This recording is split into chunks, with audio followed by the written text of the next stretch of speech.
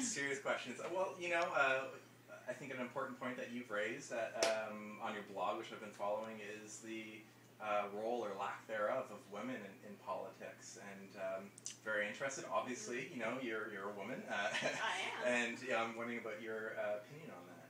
I heard this morning on CBC that I believe the number was, don't quote me, but I believe the number was less than 25 women that were running in the municipal election in Nova Scotia.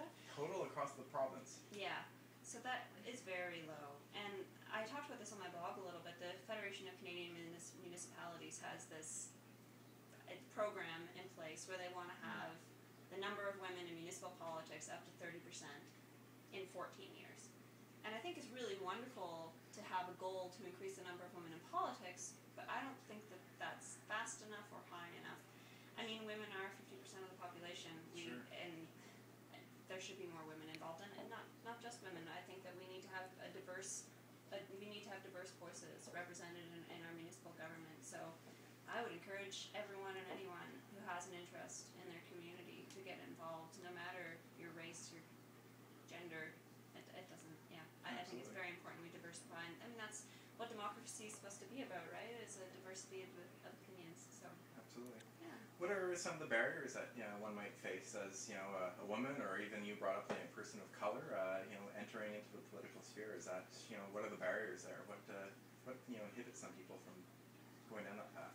Well, I think that it's been seen as a bit of an old boys club for a long time, and there are certain networks of people who have been involved with municipal politics for a long time, and I think that it sort of feels exclusionary for a lot of people, and it doesn't really even cross a lot of people's minds to get involved because it sort of seems like something that's being taken care of by someone else. And there's also social aspects to it, that there are people in our society who aren't necessarily encouraged to speak out, and that generally tends to be minorities of one kind or another.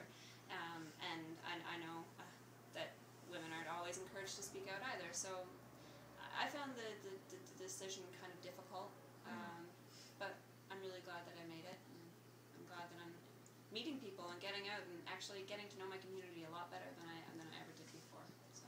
Absolutely, great. You're obviously highly involved with social housing, and you're involved with a new project in the county. I don't know if you can talk a little bit about that and the importance of social housing. Yeah, sure. Well, it's not even just social housing. We're trying to I'm trying not to use the word social housing, because there's a lot of stigma wrapped up with it, and that's actually a huge part of the work that I'm doing is trying to reduce stigma around people who do need affordable housing, because affordability is 30% of your monthly income.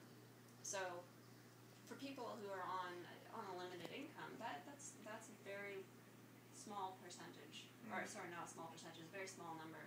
And there's a lot of people who, two people in a family working full-time jobs, barely pulling in $50,000 a year. It's very unlikely they're going to have a savings to be able to purchase a house, and so that they need more affordable options. Right. And I'm not just talking about ownership here. I'm absolutely talking about the rental market as well. There are very poor quality units being rented out currently in Kings County. There are people living in conditions that are inadequate and unsafe and unhealthy, but they're living there because they can afford the rent, and because they're in such a position that they feel that they can't leave. Landlords they have to make decisions as well, but there are issues with maintenance, very serious issues with maintenance, and those maintenance issues aren't just restricted to landlord-tenant relationships. They're also for people on a lower income who have their own house. Maybe they can't maintain it. I spoke to a woman last week who she has disability, and she owns her home, but it has gotten to the point that her ceiling is falling in her kitchen because there's a big hole in the roof and she can't afford to fix it. Lovely woman, soft-spoken, very kind, and she feels like she can't ask for help because she feels that she's judged within her community. And so a lot of the work that I'm doing is just around anti-stigma and telling people stories and trying to sort of shine a light in where not a lot of people bother to look. Yeah. That's great. Yeah. Thank you. Emma, I have a question. All right. I was curious to know what were like your top sort of 2 or 3 sort of inspiring moments to decide to become a municipal councillor. Oh my.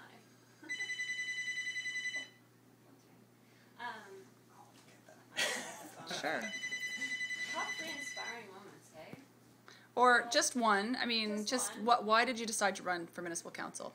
I decided to run because, quite honestly, when I got to talking about it, the idea of a young woman running seemed so exciting to so many people and almost alien to them that I really wanted to get in there and shake up the idea of what was the norm in this county. And I think that that's what we need to do sometimes, is shake up what the norm is. And that inspired me to run, just the idea that I could do something different. And in doing something different, what are the kinds of things that you think you'll be excited about in terms of this work? So, like we've got a bunch of different committees currently now at the municipality, like councillors sit on. What are some of the things that you think you'd be interested in getting more involved in? Well, with my work, a lot of the interviews that I have been doing in the last couple of months, transportation comes up time and time again. And King's Transit, we are very lucky to have a transit system here, but I think that it could be improved vastly, and I would really like to be on the King's Transit board. I spoke to a woman today who uses transit 4 to 5 times a week. It's her main source of transportation, and she was just saying to me, that she feels that there needs to be representation on the board of people who have actually used transit on a regular basis. And when I was living in Halifax, I used transit on a regular basis daily, and when I was living in Wolfville, I used transit quite regularly as well. So I know that it's a real problem for a lot of people, especially in rural areas where people are very isolated, and I'd really like to get involved on that. And there's also, I know that the Housing Authority has a board, and I'd really like to get involved with that as well. Just to sort of have my 2 cents in there, because it's my passion. What do you think about sidewalks on new roads? Well, that's a very pointed question. There's a development on Collins Road in Port Williams, and the secondary planning strategy for Port Williams says that this goes back to the participatory democracy thing.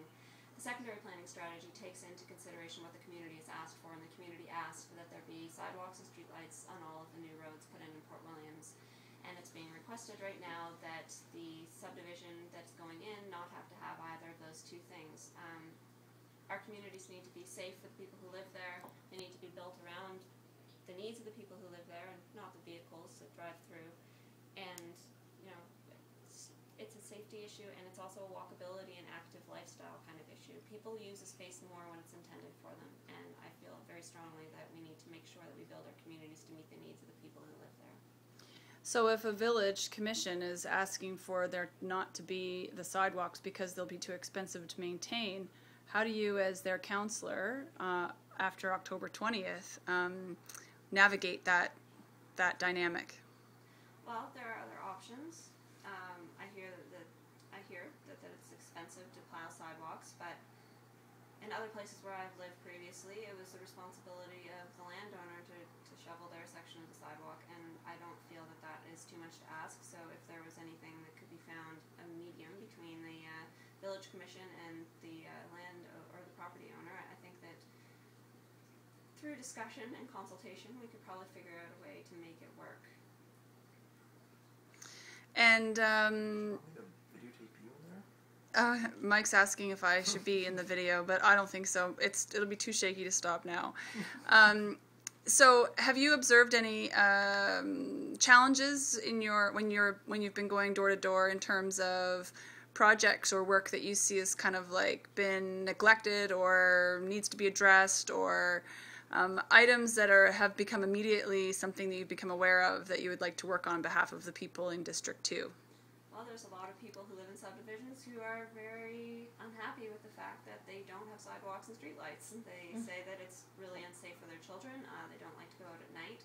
Spoke to an elderly woman who almost got hit by a car in her subdivision, and I think that those things need to be taken care of. I know that it's a bit of an issue to put them in afterwards because the cost goes to the landowner. So those are projects that haven't gone forward because there wasn't the foresight to put them in beforehand. And the same thing around roads that are degrading, and that's a big issue in Fox Hill subdivision. There's a lot of roads that are crumbling, and here in North Kentville it's the same thing. The roads are falling apart, and those are issues that I would have to take up with the province and lobby the province to get taken care of. Thanks, Emma.